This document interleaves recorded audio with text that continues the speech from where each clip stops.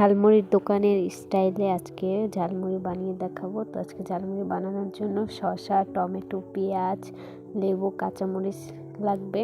তো প্রথমে শসাটাকে আমি ভালো মতো ছিলে কুচি কুচি করে নেব। তো এই যে আমি শসাটাকে ভালো মতন কুচি কুচি করে নিয়েছি। এখন টমেটোটাকেও ভালো মতো কুচি করে নিতে হবে।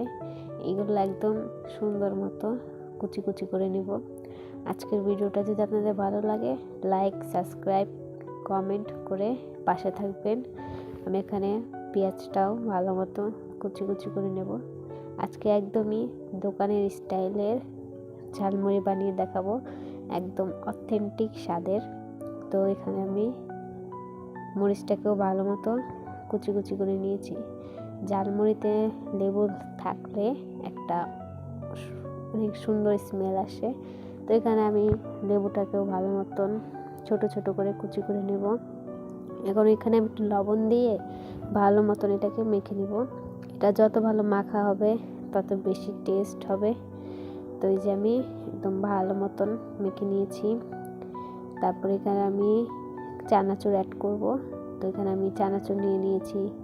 চানাচুরটাকেও আমি ভালো মতন মেখে নেব। একদম ইচ্ছা মতো ভালো মতো মেখে নিতে হবে।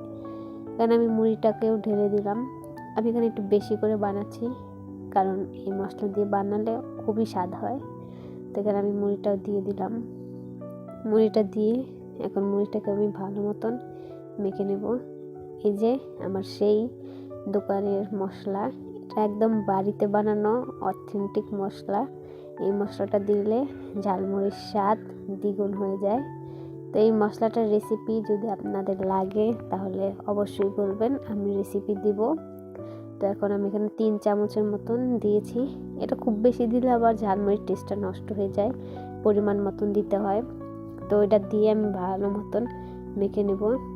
ভালো মতন মাখা হয়ে গেলে আমাদের ঝালমুড়িটা তৈরি হয়ে যাবে।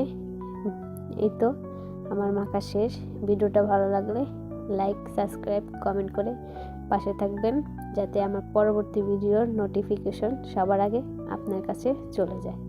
এই তো আমার ঝালমুড়িটা হয়ে গেছে। ভিডিওটা কেমন লাগছে অবশ্যই বলবেন।